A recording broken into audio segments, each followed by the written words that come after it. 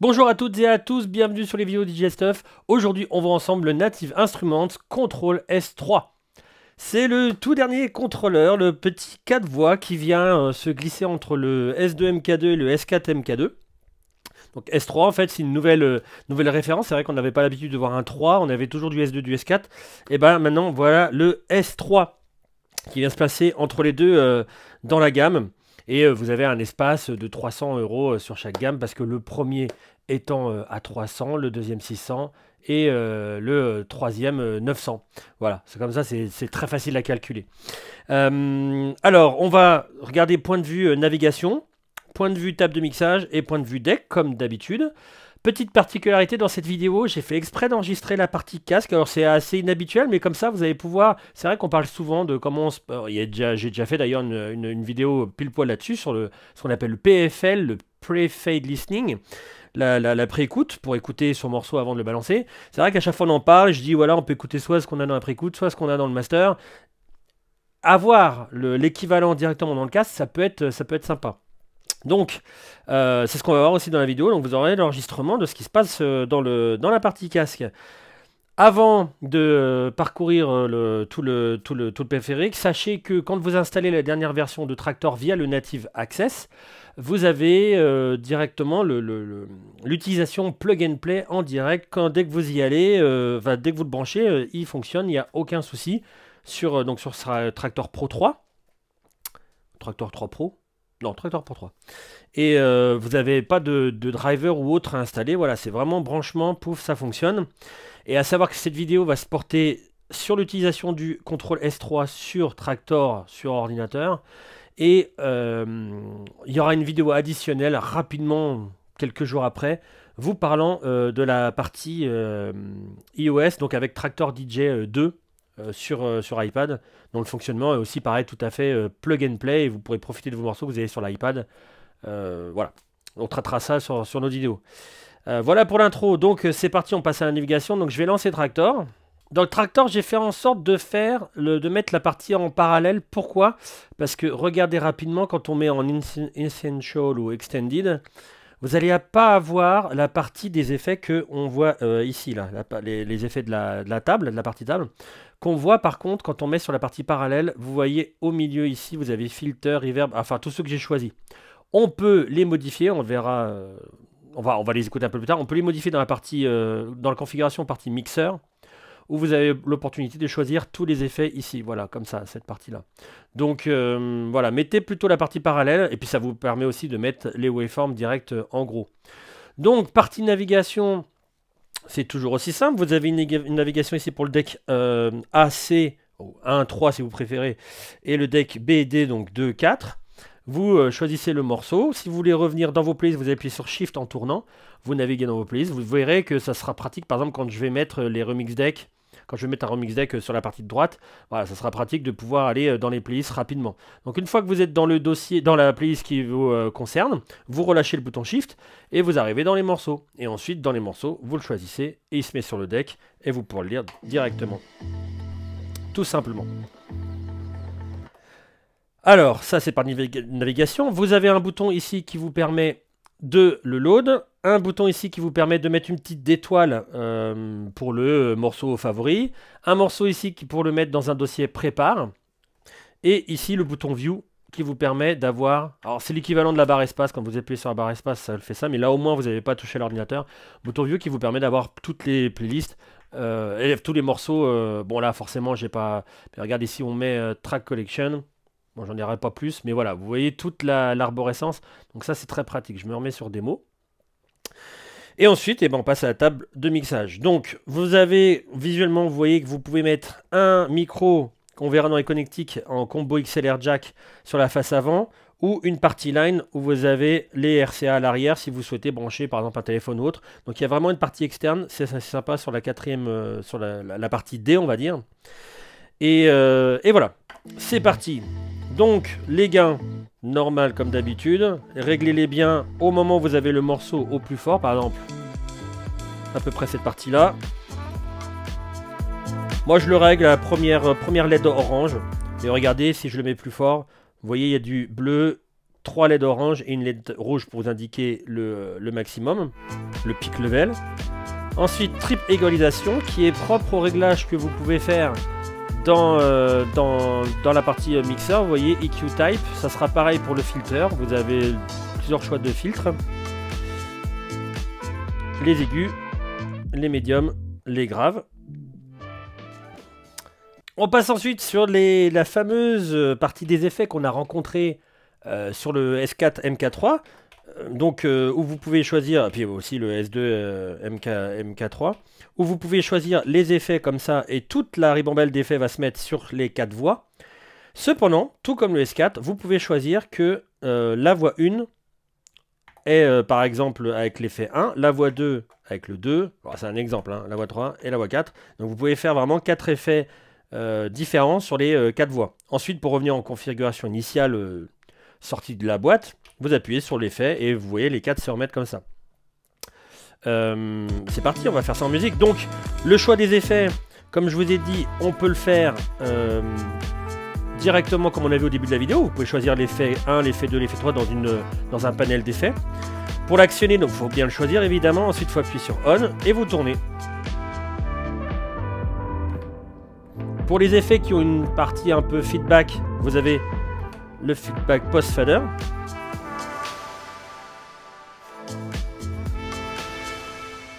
Et vous voyez, la trame peut être quand même assez longue, ça peut faire vraiment des trucs sympas. L'effet numéro 2.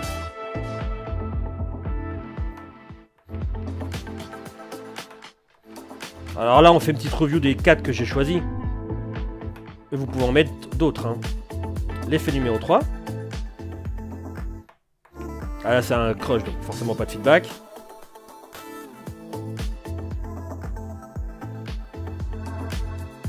L'effet numéro 4. Ah, ça c'est le getter.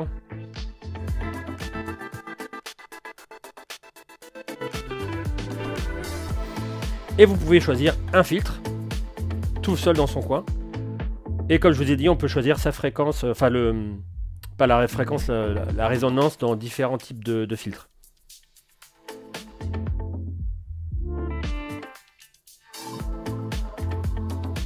Et on arrive à la pré-écoute. Donc qu'est-ce que ça va faire?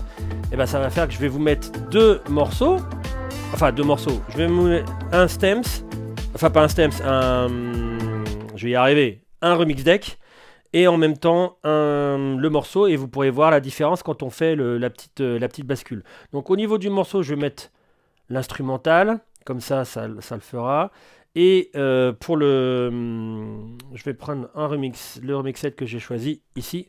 Comme ça, on va pouvoir voir ensemble qu'est-ce que ça donne.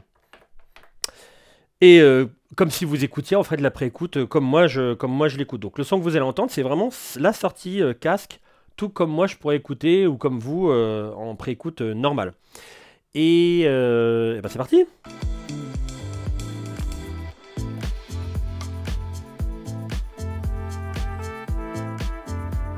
Donc, pour le moment, je vous fais écouter les deux différemment. Celui-là. Et voilà ce que ça donne au casque. Vous avez le choix d'écouter celui-là,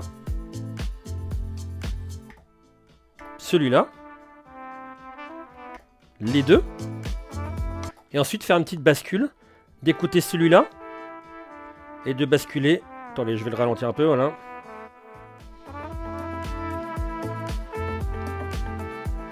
Donc, plus ce que j'écoute en pré-écoute, et légèrement, là c'est au milieu, c'est que les deux normalement sont à peu près équilibrés au casque, enfin en tout cas à gain réglé. Je vais mettre un peu plus de gain. Et là j'écoute ce qui se passe au master. Donc si je fais ça, vous allez plus entendre la trompette.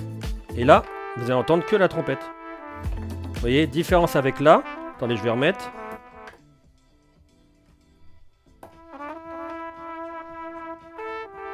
Vous voyez, si là je mets... Là j'ai aucun son dans le master. Je peux écouter les deux comme ça. Mais si je fais ça, j'ai plus rien en master. Donc vous voyez un peu de pré-écoute.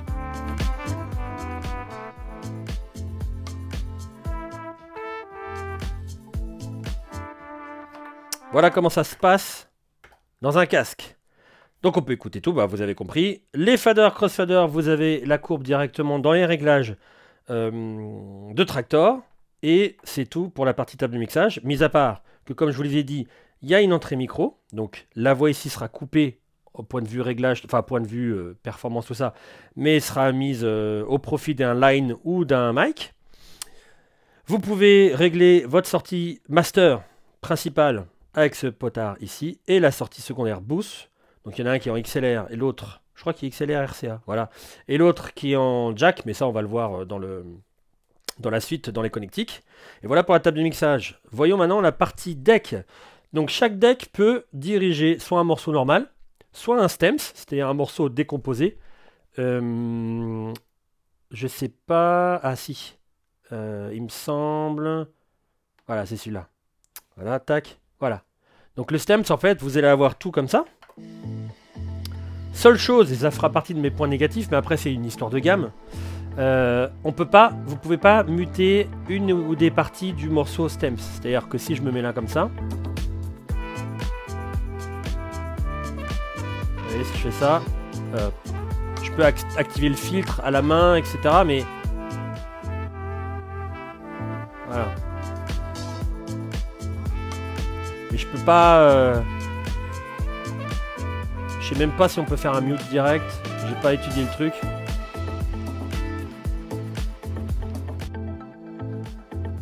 Mais j'aurais aimé avoir étudié. Mais bon, je vous dis, je pense que c'est une question de gamme.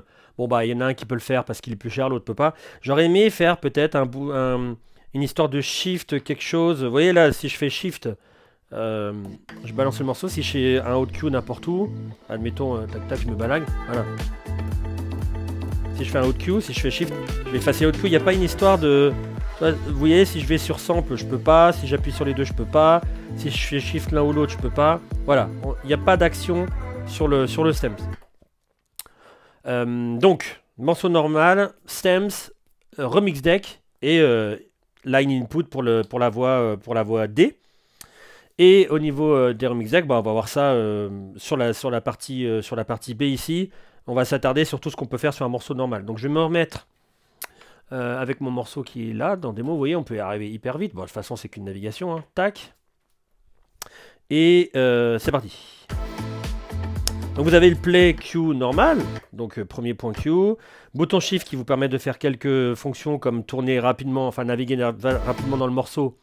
Mais vous pouvez le faire aussi avec les boutons de boucle ici. C'est-à-dire que plus la boucle va être grosse, plus vous allez faire un parcours gros. Vous voyez là, je fais un gros parcours de 16 temps. 16 temps par 16 temps. Je peux très bien faire un temps.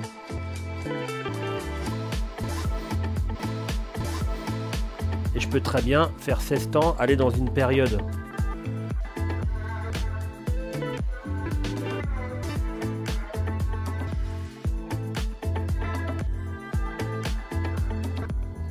Super top. À partir du moment où le flow du morceau est sur 16 temps, on peut faire des trucs sympas. Et donc on peut naviguer avec le bouton Shift.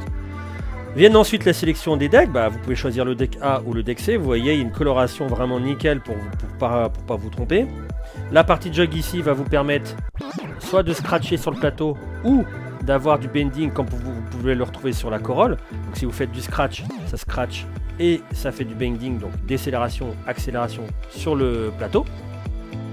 Grid, ici, je vais pas foirer la grille de mon morceau, mais quand vous faites pause et que vous observez bien, vous avez la grille du morceau, les petits traits qui apparaissent tout au long de la waveform. Avec ce bouton grid, quand vous appuyez dessus et que vous tournez, vous pouvez l'ajuster de gauche à droite pour si jamais il avait fait un mauvais calcul ou un truc dans le genre. Ce qui arrive rarement sur des morceaux très boom tchak, boom tchak. Au niveau toujours des transports, vous avez le reverse qui est déjà en mode flux, c'est-à-dire que vous n'avez pas besoin d'appuyer sur le bouton flux pour passer par-dessus la musique. Il fait un reverse et il revient sur ses pattes.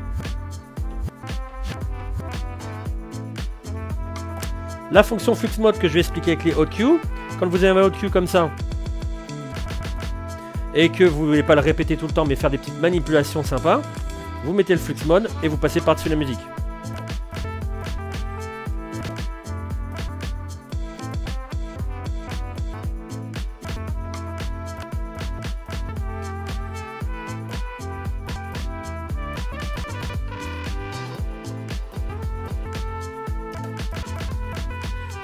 De même que si vous faites une boucle, on verra les boucles après, mais si vous faites une boucle très courte, plutôt que de faire la boucle, il va vous faire la boucle par-dessus le morceau et vous pouvez l'arracher.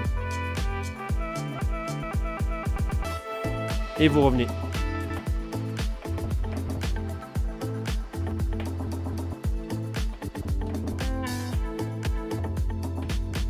Etc.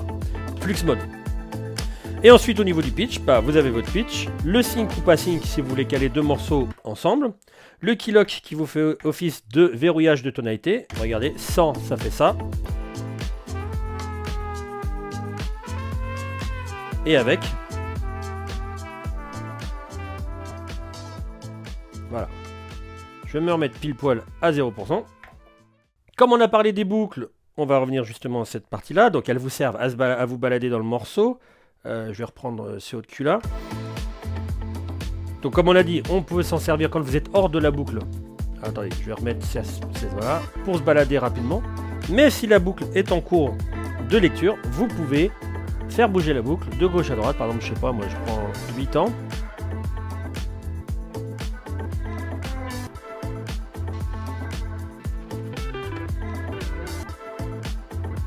Et si je vais là.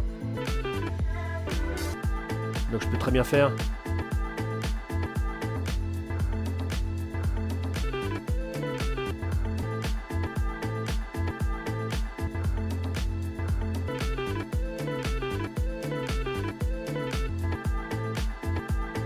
etc. Ça c'est sympa. Donc les boucles, vous pouvez vraiment les faire très très courtes et très très longues, de 32 à moins 32. Ensuite, on passe au pad. Les hauts de Q sont au nombre de 8. Vous pouvez les placer partout dans le morceau, là où vous le souhaitez. Les pads sont caoutchoutés, donc super top au niveau du toucher, tout ça. Et comme je vous ai dit, les hauts de Q, vous n'êtes pas obligé de les faire comme ça. Vous pouvez les faire avec le flux mode. Bien entendu, quand vous avez une boucle en cours de lecture, par exemple, je sais pas, vous pouvez l'enregistrer comme une boucle. Et au lieu que ça s'éclaire en violet, ça s'éclaire en vert. Donc vous pouvez les rappeler à tout moment. Si je fais ça, je reviens sur ma boucle. Ça vous l'indique aussi au niveau du jog, ça c'est sympa. Là je suis en haut de Q, là je suis en boucle, vous voyez, c'est vert. Voilà pour les boucles. Et le mode sample, et ben on va faire ça. Vous avez les sample decks comme d'habitude sur Traktor. Donc je vais me mettre en instrumental. Hop là. Et je vais me mettre sur cette partie là pour qu'on puisse je vais vérifier qu'on est bien, ouais voilà comme ça, ok. Et les samples deck, donc toujours pareil, faites vos samples en premier, vous pouvez les mettre, c'est du glisser posé, il n'y a aucun souci. Donc comme vous le voyez sur l'écran au niveau des samples, alors non pas besoin de le balancer de toute façon, vous avez l'opportunité de choisir si vous le mettre en one shot, en boucle, sync, pas sync, etc. Vous verrez aussi on peut faire des boucles, vous pouvez dire si vous voulez mettre des effets, etc. Mais en tout cas sur la bête ici, ce que vous aurez c'est le lancement, le relancement qui sera calé ou non, parce que vous pouvez l'activer et le désactiver, mais sur le quantize qui est ici sur chaque sample deck. Et donc si je le mettais à un temps, ça va partir tourner un temps. Vous pouvez le faire repartir, l'arrêter totalement, le refaire partir quand vous le souhaitez, et vous pouvez le muter. Donc ce qui peut être sympa quand vous mettez un petit effet.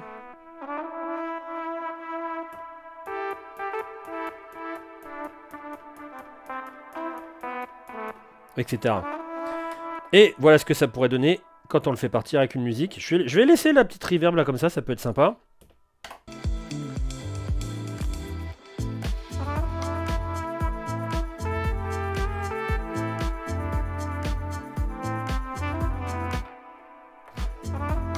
Vous pouvez mettre une boucle par-dessus, avec ou pas du flux mode.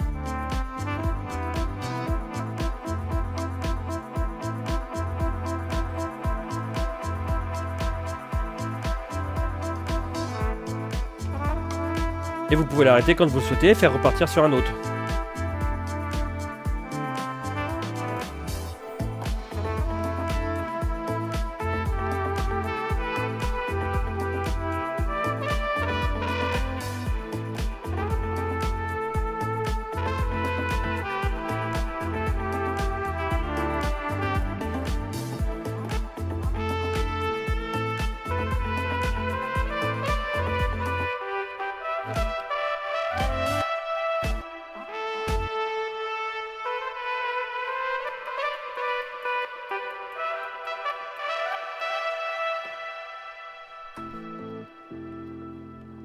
etc. Voilà au niveau. Alors bien entendu, il se synchronise avec la musique. Si vous baissez la musique, lui va le baisser aussi en même temps, etc. etc. Je vais arrêter mon sample qui tourne en boucle. Donc muter, tout ça, boucle. C'est vraiment super complet. Oh, c'est bien, on arrive pile poil à la fin de la musique. C'est très bien. Donc comme je vous disais, on va faire une vidéo... Je vais faire une vidéo additionnelle pour la partie iPad. Et puis d'ici là, on va regarder au moins les connectiques. Sur la façade avant, vous avez donc votre entrée micro D pour la voix D, jack XLR combo avec double prise pour le casque, 3.5 635. Et à l'arrière, je me place, vous avez l'alimentation, port USB pour l'ordinateur, port USB pour votre iPad. Je suis pas sûr que ça marche sur iPhone, bon en tout cas iPad. La petite entrée aux commutable avec le micro. Sortie secondaire Bluetooth, un petit Kensington vous permettant de protéger votre appareil en cas de, je sais pas, de démonstration dans un magasin, je sais pas quoi. Les deux petites vis si vous voulez mettre votre iPad, alors je sais pas où c'est qu'on peut l'acheter, mais il doit avoir sûrement un support. Et la sortie principale en non symétrique et symétrique, XLR et RCA, avec les volumes comme on a vu dans la vidéo. Et voilà, donc c'était le Control S3 de chez Native Instruments. Si vous avez des questions au sujet du produit ou je ne sais quoi au niveau de Traktor et que je peux y répondre, écoutez, mettez bien votre question en dessous de la vidéo. Et je vous dis au prochain contenu qui normalement serait la partie, va être la partie, sera la partie iPad. D'ici là, portez-vous bien et je vous dis à très bientôt. Ciao!